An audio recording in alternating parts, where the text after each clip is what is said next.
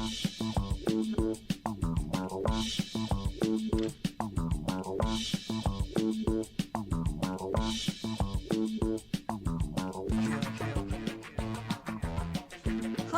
welcome to Inside the Moms Club, where being a mom is the coolest place to be.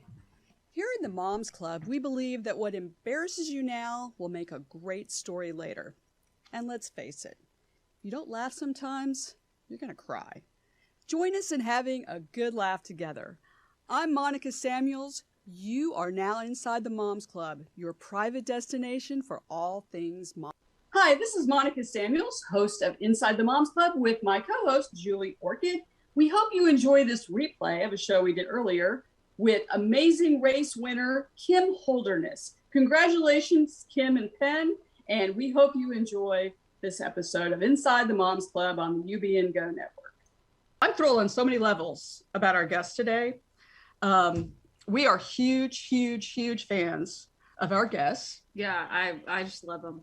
Kim Holderness is an internet personality who is best known for her family's YouTube and Facebook channels, which have over 5 million subscribers and 1 billion total downloads.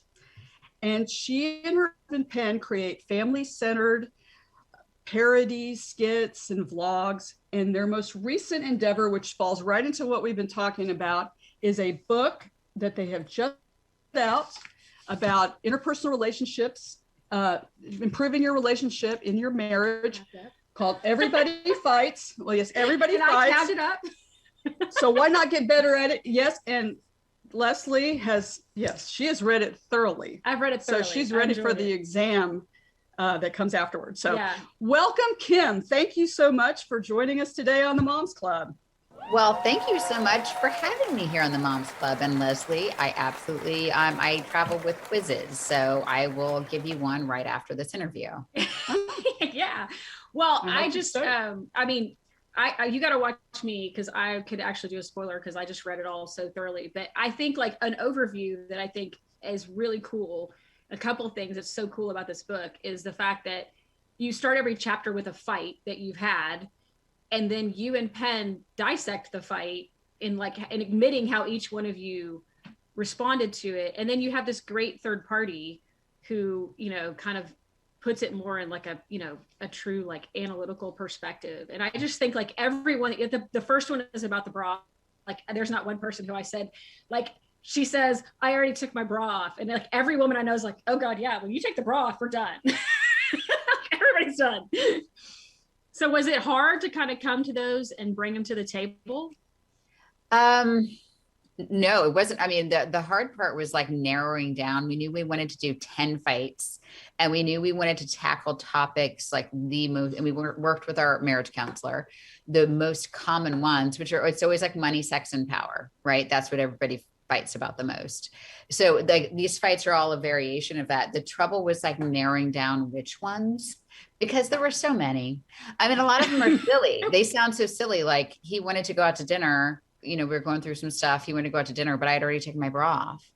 And he's like, and that one, the Battle of the Bra, was kind of an example of something that we learned called like stay in the airport. It's because that fight was like, I already took my bra off. And he's like, great. I mean, another day of you being spontaneous. And so he's being passive aggressive about me not being spontaneous. Then I'm like, yeah. And I actually like to save our money and I don't want to go out and like waste our money on restaurant food every day. So like, we just started like spiraling into this bigger, and we had, and you don't like my cooking and right. Like it was this huge fight when in reality, if we just stayed in that, and not to say those other fights aren't important, not to say you won't tackle those, but if you stay in that one fight, it can keep, because our issue was we kept having the same fights over and over again, like the same issues would bubble up. But if you can really attack one fight at a time, and even now, like last week we started, and by fights, by the way, guys, I don't mean like flipping tables and cussing each other out, just like that little conflict. Yeah.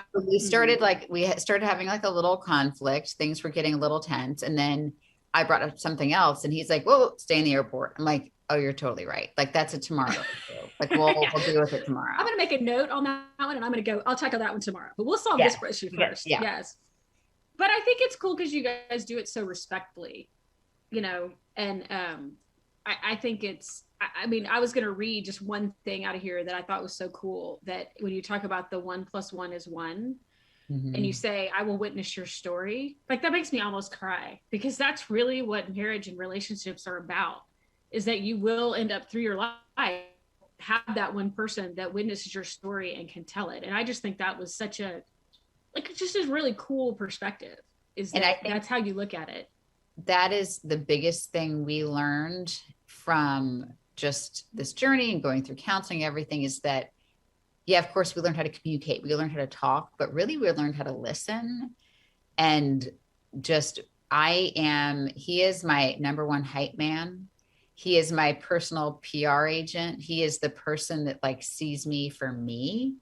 And like his job and my job are just, to hold space for each other's story, like the good, the bad, the ugly. And like, if we could all just do a little bit more of that, I mean, that profoundly changed our relationship, to have that sort of framework around our marriage. What was the impetus in writing the book initially? Because you worked together and lived together. Was it, what made you think, we need to write a book together about how you deal with Right, because everybody needs like one more self-help book, right? Well, we started, we have this podcast and we talk a lot, and we would have our marriage counselor on me, and it was all about just like trying to be better humans and working through things. And even in these silly videos we do, like the song and dance videos we do, people would be like, oh, you're like couples goals or whatever. And we're like, us? No, like we just fought about like what rhymes with booty. Like we're not couples goals. So we felt, as we were trying to talk to more people about like what real marriage is, you can't really do that in a 3-minute video with jazz hands and choreography. Like there needed to be like room for nuance and to do it responsibly, which is like, listen, we're telling our story and what worked for us. But if there was space for like a counselor or a therapist to come in and use language around like research, that just needed more space. So we kind of pitch. And so it seems it is a stretch for a family known for goofy videos to write something. I think we laugh a lot in the book. Like it's parts of it are very funny, but it is a stretch to write a book about marriage help. But we just felt like we had a story to tell, because we had our relationship had profoundly changed for the better. And we felt like, and just how we operate, like if I have a cool water bottle to tell you about, I want to tell you about it. And that's just how we are. Like this helped us. And just in our conversations with our friends, like we were able to talk and speak this new language. And I just felt like a book was the best way to do it. Mm-hmm. And I think I'm not a big self-help book person. And so but I cruised through it. And I think there's a couple of factors that make it so easy to read, is that it's lighthearted. I mean, and then you're both so open, like, you're more anxiety introvert, like more depression side. And then like, and now Penn has started wearing all these ADHD. My husband's ADHD too, but not technically diagnosed, but like he wears a sweatshirt all the time that says ADHD is awesome. And the fact that you guys have acknowledged that throughout the book. And I just love it, because about every 10 pages, either one or the other of you will acknowledge how much you love each other. Like, there's always a line in every single chapter that goes back to, well, she's my partner in life. And if she's going to be my partner in life, then I have to figure out why she got out of the car. Like, what was really the core of it. And, and just taking that time, and just the whole thing to me just was like, it just was all really about respect, but also uncovering the depth of it. Well, thank you for saying that. I think at the end of the day, it's respect and empathy more than anything. Like understanding that your partner, in most cases, your partner is coming to you doing the best they can. Like, even if the best they can on a given day is kind of crappy. And most of the time your partner really is trying, and sometimes they don't have the language, and sometimes we need to get to that spot, because believe me, I've done some crappy things too, but like I just, the belief that other person is trying, I don't know, it helped kind of reframe our relationship. Yeah, what I love is that you all are so genuine, even in your videos. They're true. There's a lot of truth to them. So when people watch them, they're like, Yeah, I've done that. Or, like the one where you're sitting on the phone and he's trying to work and you're following around the house and then he's eating an apple and you're like, I can still hear you. Yeah. Like that, I mean, that's just like what happens. Like, it's so funny. We just took a trip to Costco and I'm like, we came up with a skit because Penn became like a walking skit within Costco. I was like, that's just like how our brains work. I'm like, this is real. Cause I know if we're doing it, you're doing it. And if it's happening in our house, it's happening in your house. Yeah. And it's and I think normalizing it also makes everybody go, you got to take it down a notch. Like you're not the only person that gets upset because people don't change the toilet. That's an everybody thing, I mean, it's like, and it's so then to dissect further and kind of go, well, what's going on? And that like, actually, it's so funny as I was talking to a friend of mine after I'd read the book just 2 days ago, I was talking to her. She was talking about it's not even her relationship, her son whose friend had broken up with him. And it was kind of, I go, I'm going to send you this book. So I literally like got online last night and I ordered it and I said, hey, Mary, I'm sending you this book. I go, oh. I was like, I just think all relationships, not just your marriage relationship, benefit from these tools of like, one thing I loved is the why, because, and that's how it's like in our parenting, like yeah. And that's where I saw it. Like with your kids, it's like, I think the stat you gave is something like it's X% more effective if you use the word because, if you just say, I want you to do X, and then it becomes that much more effective each time you give them a valid reason why. And, and then you get a better response. Yeah. And it comes down to like, with when something more like within your marriage, it comes down to just like that because it's always like a primal, like need for safety and security and boundaries and like that, because like it's the root of like how we want to feel.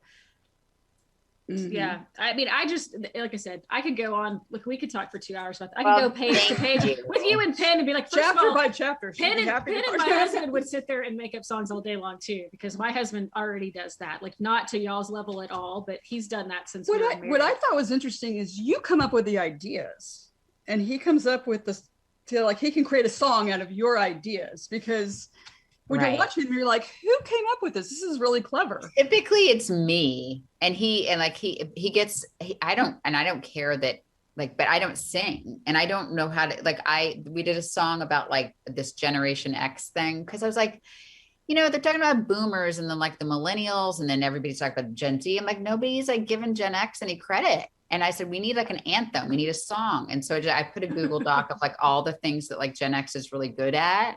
Trivial Pursuit. And then he made it rhyme and made it amazing and wrote a song. Like I could never do that. So we're good partnership like that. Mm-hmm. Yeah. I love how you brought Trivial Pursuit into that one. I'm like, maybe that's just me, but that's, yeah. Well, I actually learned something from your all's videos too. Like I didn't realize the side part was not cool. Yeah. So I was like, oh, I got to move. We were having lunch with one of the Zoom moms and she was getting her hair done on Tuesday. And she comes and she goes, all of a sudden my hairdresser was like, where's your part? She goes, it's not on the side. She goes, and I don't even really know why I said it. She goes, but then my 14-year-old like came up to me and because my part is actually like really weird off center anyway, but I had my hair more like, on the side. And she came up and she was like digging in, trying to find the middle part. She's like, better than the middle. I'm like, what the hell is that? So that became a song. You're 14 years. So how do your kids, like, I don't even know that our kids totally know that we do this podcast. We're kind of keeping it on the down low in some respects. Eventually they'll figure that out. But how do they feel? I mean, they're part of your work. Well, I think, so my daughter's 14, my son is 11. And from the very beginning, we've always said, like, if you don't want to do, this is like what we do, this doesn't have to be what you do. And we've always given them the option. And we've always paid them. They've always had bank accounts. That's key. So we like to joke, they are coin operated. So if we work with a brand, or like Lola loves to do these videos where she teaches me about skincare, or she teaches me about fashion, or she takes me, like this last weekend we went shopping. She's going to give me like a makeover. She like actually picked out this little like overall thing I'm wearing. She will look at the monetization to see how much money she made on the video. So and you know, she loves graphic design. So she designs like little stickers and stuff. And she has like a Redbubble account, but she's like learning the business. So and my son has a YouTube, like gaming, I'm using air quotes thing, where he just once a month will get on and play a video game, but he has to edit it. He has to post it. We watch it first, and there's no comments on the videos, anything like that. But like, it's a job option for them in a way that like, or if it's not that, I mean, what marketing job wouldn't, I mean, they're learning all this stuff. So right now they love it. But I'm sure I'm waiting for the time where my 14-year-old is like, it's embarrassing that my parents dance around like idiots. Like I'm sure that'll happen, but also like what teenager isn't embarrassed by their parents? So, I mean, but so we're waiting for that to happen. But right now they like it. Well, that's great. Well, we are so excited to be able to talk to you. And we actually have a special guest here that we would like to introduce, another special guest. She is our favorite fun mom of two kids, but you probably know her best as one of the co-hosts of Sirius XM Hits One Morning Mashup. Nicole Ryan is here. Nicole, hey guys. Oh, I'm so happy to be back. And I'm so happy that you guys invited me into the Moms Club. I couldn't be more thankful. So thank you guys so much. I feel very honored. We are thrilled that you're a member, and we are so excited. Now you have a segment with us today. Yes. Called If I Could Go Back. Yes, we've got a new segment that we're kicking off. And I mean, it's basically exactly what it sounds like. You know, the things that you wish you could go back and do over and do differently. It's like, why did I let my kid do that? Why did I get in that fight with my husband? Why did I do this? Whether it's big or small, just those things that you look back and it's like, if I had just done it a little bit different, maybe that wouldn't have happened. Things like, I don't know, my son has a horrible gag reflex. He throws up if I give him medicine. He throws up in the car. He throws up if he swallows water in the pool. I should have known he was going to throw up at the dentist. I should have just had him drugged. Instead, he projectile vomited all over me, the dentist, and himself. So that's something I wish I could go back and do a little bit differently. We left our luggage at the airport the last time we were traveling. Why? Because my husband thought I had it and he thought I had it. Next time, I should just take full control. Why? Why did I even allow him to have any control over any of that? My daughter, I tried to give, a lesson about giving back and how grateful she should be for all the beautiful things that she has and is afforded to have. And I really went deep on it. Cut to, she's at the park and decides to give a necklace that we gave her that was very expensive to a little girl who said, I like your necklace. So she took it off her neck and gave it to her. So maybe I went a little too far, but it's all of those types of things. And the point isn't really to like be regretful, but just to laugh at it and maybe look back and be like, could have gone a different way. I don't know. I'm sitting here thinking like, I was thinking of more serious ones. Like, if I had to go back and do it again, I wouldn't have let my kids have like access to technology. Like, I have a bunch of young friends, and it's like, they're all like, sometimes they'll ask you like, what's your advice? And it's like, you're always cautious because you don't want to sit there and just like, of course. But like, yeah, I'm like, dude, just stay away from technology as long as you can. Get them outside. Like my husband's nephew has now 5 children. His nephew just had their 5th child on Monday. Oh, good Lord. Yeah. I'm like, okay. And they're doing tiny home. Like they live out in the sticks and they're doing tiny home. And I'm like, the only positive that I can really think is like, those kids are outside all the time and they're not on technology and they're like, we call them little Mowglis because they're just out, and the boys, there's 3 boys, they're out in their underwear, just running around all the time. Absolutely. I mean, and that's the best. And I totally swore to myself, I never would allow them to be iPad kids, but guess what? Every once in a while, I can't get something done unless I give them the iPad. But that's one of those things that I think we're always going to feel like a little bit torn in 2 different directions. I like your example is much better than They're much funnier. Yeah, well, I mean, we have a lot of funny things that happen, and especially in the pandemic. My husband and I mean, I don't know how we've survived. I wish that I could go back and not have thrown that piece of bread at him. Maybe I should have just walked away. I was very mad. I was holding a piece of bread and I threw it in his face. Was that necessary? No. But, when you're, juggling work and kids and a marriage, there are things that you are going to look back on and say, if I could go back, I wish that I had done it a different way. And I think that we all have those things. Definitely. So Kim, I know that, you've got a family, you've got your family YouTube, you've got your family Facebook. I'm sure you've got a plethora of things that you could think of that if you went back, you would do differently. Can you give me one? So many. Mine, I feel like are a little more serious though. I think I didn't realize this about myself, but I'm like super type A. Okay. And I think I probably would not, we're still deep into the parenting journey, but I think the COVID shutdown of everything has taught me just to chill the hell out. Yeah. And so I think I was always stressing about getting places on the time. And so, that was a little more serious.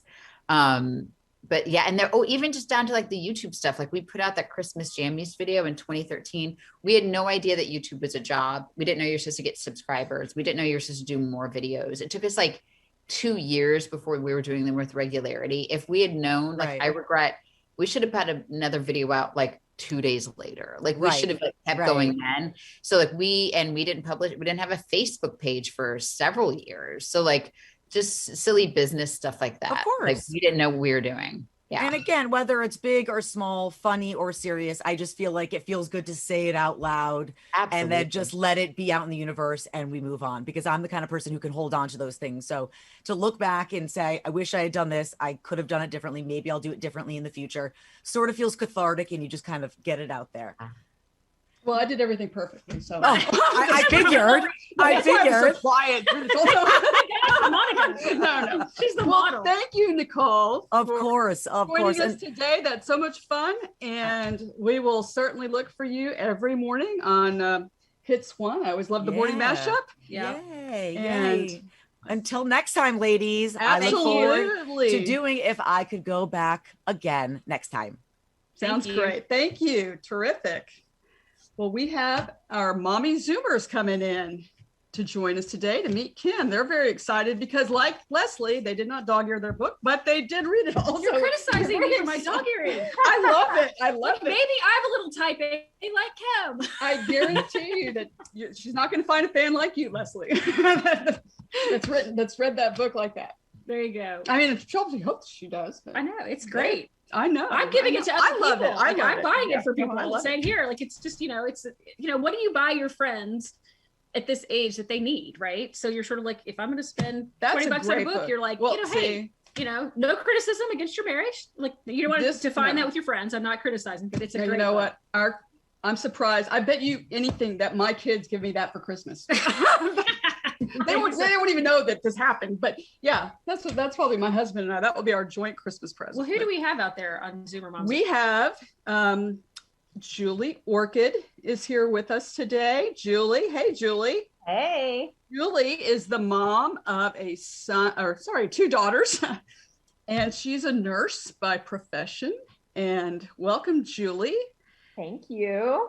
Angela McComb is Angela. Wait, where is Angela? Yeah. There is Angela. Hello. Angela is the mom of 3 kids, 2 daughters and a son, and she's also in the health field. And she and I were baseball moms together, so we have gone through a lot together. If we could go back, I bet we could think of a lot of things we could do. A lot. Yeah. And Jennifer Marsh, who has an architectural background and 2 kids. She has 5 kids in a way. Just 2 kids, a son and a daughter, and 3 dogs. 2 puppies. 2 which are puppies. It's just to define. Yes. She's 2 living puppies. in the puppy world. So, ladies, we are thrilled today. We have Kim Holderness. I know you all are all excited. Remember, almost like every day we share a video from the Holderness family, and to brighten our day. So, we're so happy to have her here. And do you have any questions? Angela, do you have any questions for Kim? Anything you'd like to ask her? So, Kim, I have a daughter who is 26, a daughter that is 21, and a son that is 19. And I've been married 27 years. We're very happily married. But at year 5, we hit like this major like wall because all of a sudden we were raising kids and trying just to do life. And we both felt like such failures because we were like, sort of grew up with the thought that both of our parents had these, both of our families had these perfect marriages and never fought. And we went to counseling too. And we always say that we've had 26 of 27 years great. Year 5 was awful. But how do you, because we have made a conscious decision in our marriage to try to allow our children to see that we have disagreements, that it's okay to see a fight and a healthy fight, and then get to the other side and forgiveness and move on. How did you come to the realization for your own family that that was something? Because I really feel even with my 20 somethings now, as they're sort of in important relationships in their lives, that that is still something I try to impress upon them, that everybody fights, just like the title of your book. My parents divorced, not after 27 years of marriage. I'm glad you guys, but they were married for 27 years and they got divorced. And I would say most of those, they're both remarried now and very happy with their people. So they both have happy endings. But I would say most of the time they were fighting, it was not like we would see like door slamming, one person would grab the keys. They separated so many times. And it was like, is dad here? Is he gone again? Like it was that sort of thing. And so or in the morning, like she'd be making pancakes and he'd give her a kiss. Like, I'm like, wait, is he back? What are we doing? Are we doing this? So I never was given the opportunity, I don't think, to see how people actually resolve things. So that's how I kind of adopted the grab the keys and leave, like get out of the car in the middle of the fight type of situation, because I saw you leave and then you come back, everything's like magically better. And so that's my fighting style. So like the first time I tried to do that with Penn, he was like, what the hell are you doing? Like, you have to sit here. So I realized very quickly I needed my kids to see. And again, we fight in a very respectful way. Like we literally put out ground rules and we're not cussing at each other. We're not screaming at each other. We're not name calling. I know how to hurt him. He knows how to hurt me. We try not to do it. So it was really important that our kids see that in the heat of the moment, things can get tense. You can negotiate things. You can, hear your person. And then that's what it is. That's what it is. Maybe you're tense for like through dinner, but then you get over it and you wake up the next day and you're still partners. And I have to say, this process has taught me how to be pretty resilient too. Like we get over our fights really quickly. So it was important that my kids see that as an example that they carry into their friendships, that they carry into their future partnerships, because you should be able to stand up for yourself and you should be able to like have discussions with respect. And then you should see how it's like, it's going to be okay. You're not going to lose. I was always scared of conflict because I felt like if you fought, then you would end up get divorced. So then I just wouldn't, if I didn't leave, I just wouldn't talk about anything because I didn't want to get divorced. And that's just not how it works. So it was super important to me that my kids see that, because it wasn't, and my parents did the very best they could. But I also think like there's this like veil of secrecy. Like when you're dating your person, you can talk to your girlfriend, be like, oh my God, can you believe he did this? And then the second you get married, you don't talk to your friends about things and you don't talk. So we like talk to our kids about our fights. Like, we're like, okay, this is what was going down. And this is why it was important to me. And this is why it was important to him, but now we're okay. Like, yeah. And so it might be an issue we talk about in the future, but we're fine. What do you want for dinner? Yeah. That's actually great to Move on, yeah, share move with on your down the road. kids what happened and why, and that it's over. And Yeah. that's a great idea, That's actually. setting as So good it's as not example. lingering. There's times that my kids might think we're still mad at each other and we're not. No. So they're Like on tender hooks, and we're fine. So Yeah, we're fine. yeah. Jennifer, do you have any questions for Kim? Oh, Where's mute. Jennifer? Mute. Oh, We're on mute. she's on mute. Is Jennifer on mute? Okay, someone needs to let Jennifer know. All right, let's go to Jennifer has. Oh, there she is. I'm back. Okay, Jennifer, do you have any Sorry about questions that. for Kim? Well, I have so many questions for you, and I really love so much about your book because, I feel like you can reach people through humor much more effectively than you can. And also just the lab rat perspective of like, we're not experts. We've just been through this. It's kind of, and I love that perspective, which is fresh from every other book I've read that's written by experts. And we're just experts because we're humans going through this together, which is kind of what the Moms Club's about. It's like, no one's going to go through this journey the same way twice. Yeah. But my favorite part of your book was where you say, I hate the you complete me. That's just like not real life. And it's not even a good life. Like, the thing about marriage is you're supposed to be, flexing your muscles in your relationship. It's how you grow. And so the whole you complete me thing was, I love that you brought that up. And Angela, I know your marriage very well. And I love hearing that you had a year that was awful because it doesn't look that Yeah. I agree. That's a good friend. I love you, Angela. And Chris too. Thank God. It's like because you just know that like this isn't supposed to be easy. It's not supposed to be like rainbows. Like you talk about how your dog is named Sunny because your first dog, that you loved the dog, but it just didn't work out. And sometimes marriages don't work out. But it's it takes the you complete me myth. It destroys a lot of marriages that are perfectly good marriages, I think. And I the way. Yeah, I think that I hated that. I remember watching that movie in the movie theater going like, no, don't say that. Because if you're waiting on someone to make you happy, like I'll be happy when I get married, or I'll be happy when this happens, like, girl, it ain't going to happen. So, but because as somebody who suffers with anxiety and depression, I know that's on me. Like he's a great partner through that. But like we tell our kids all the time, and I think, did Oprah say this? I don't know. You're responsible for the energy you bring into a room.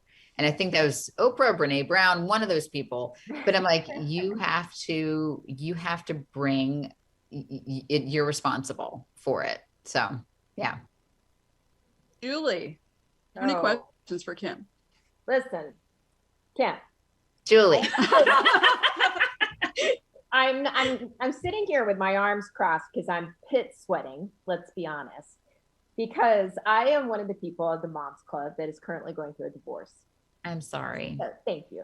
But I only bring it up because I really, really appreciate the fact that in the beginning of the book, you said, kind of disclaimer, listen, these, you know what I mean? You mentioned people like myself, so I really was able to take a deep breath. Like, I can get through this. I can listen to this. I can learn from this. And you make it so easy to open up and listen to your amazing book. So I really, for the moms who are listening, who may be in my situation or have gone through my situation, it is so, I respect that. And I really, really thank you for doing that and appreciate it. Because I'm not sure I could have continued listening until you acknowledge the fact that maybe sometimes this doesn't always work out. Well, I'm sorry you're going through Thank divorce. After seeing, it's unfortunately very common. And after seeing my parents go through it, I knew going in that like that wasn't, I just needed to not go through that. Yeah. But let me tell you, I talk to my mom most days. Yeah. She was like, she's now retired and her husband's retired. Yeah. She's like, I'm the happiest I've ever been. And she and her husband have been married now, I should know this, but like 15 years or something. Like they got married 2 or 3 years after the divorce. She's like, I'm the happiest I've ever been. And she talks, I mean, and he loves her so well. So I feel like and the context, we brought it up in the book, and it was important for me to acknowledge, is that like we reference getting counseling and therapy as like maintenance on your car. Like you do the preventative maintenance, you do the oil changes, but sometimes your car gets totaled. Like sometimes things happen that no one predicted or no one saw coming, and it happens. And I'm sorry you're going through it. Well, I appreciate it. I just wanted to segue into that. So I love the way that you described being at the bottom of the ocean and having no air. But, you know, Penn, and for you as well, you guys are each other's safety net. So you talked about how important it is to feel safe. And I think that's critical in any relationship. But more importantly, thank you for the humor. It's amazing. And my question is, how much do you think your kids are picking up on your communication style? Because they're learning that it trickles from the top, and they're picking up on basically how to fight. Like, how do you have a healthy fight? So do you think they are listening? Do you think they're learning? What do you think they think? Well, it's hilarious. You're absolutely right. Kids are so observant, and we changed the way we talk to them and the way we communicate. And we're saying, you know, we dissect when they fight. We try not to jump in too much, but you know, we'll referee sometimes and be like, okay, let's start with how it makes you feel. And like, you know, my son will be like, well, I feel like she was da, da, da, da, da. I'm like, you're like, back up. No. I feel like she's being a turd. So like, that's not but I hope and I pray. I mean, I think they both are. What I see more than even how they communicate is so my husband's parents, they're like in skilled nursing now, and they don't even at this point, they can't even like acknowledge who each other are on most days, but they're in the same facility. But he's still like, his dad still like lights up a little bit when he sees her. And it wasn't like they had the perfect marriage, but his dad always like worshiped his mom. Yeah. You know, just like in those little ways. And so Penn, he will like, if I'm in, like last night I was in bed and I was so tired. And he was climbing to bed. I'm like, honey, I couldn't even like sit up to reach the lamp to turn it off on my side. I'm like, will you please turn off my lamp? Like, and he's like, okay. And he did it. Like, I wouldn't have done that. Right. But like those little things. And so I see my son with his sister knows how much like he worships her in her computer, like just today, because they're like asynchronous school schedules. And she's like, my computer's about to die. And he ran upstairs and got her charger. And I'm like, it's those little things that I think they're picking up on, of just that general, like, be nice to each other. Like, just like be nice to each other. Yeah. That's great. Well, thank you so much, Kim, for joining the Moms Club today. It was so fun. And we encourage all the moms out there to, if you have never watched a Holderness video, absolutely, you must. It is so much fun. And definitely pick up a copy of Everybody Fights. So why not get better at it? And you can tab it like me if you feel inclined. That's right. And call Leslie if you have any other questions and you can't reach Kim at the time. So thanks again, Kim, for joining us. And thank you for joining us in the Moms Club. You can catch us on our Instagram account is at Inside the Moms Club. We have a website, Inside the Moms Club, and we are going to start doing segments on Clubhouse. So if you're a Clubhouse member, you're going to want to join in some of our discussions. And, you know, we're moms, it could go on all day long. So it could be a lot of fun. And these things could go on for hours if we really just... Yeah, well, that's true. And we also want to thank our sponsor, Blitz Concessions, which is the solution for all organizations that are run by parent volunteers who want to raise money for concessions, drive-through dinners, swag sales. And in our new COVID, we hope not for too much longer, touch-free environment, which as a germaphobe, I hope that lasts forever. You will want to use their app, which, and so you don't have to develop your own. So check them out at www.blitzconcessions.com. And we are unfortunately out of time. It has been another great hour together. Yep. But we want you to join us again to meet other extraordinary moms and celebrities. We know that your me time is special and precious, and we really appreciate you spending some of it with us. Remember to keep laughing. That is our motto. If you don't laugh sometimes, you're going to cry. So thanks again. We hope to see you next time. Bye for now. See you next time on Inside the Moms Club. See you later.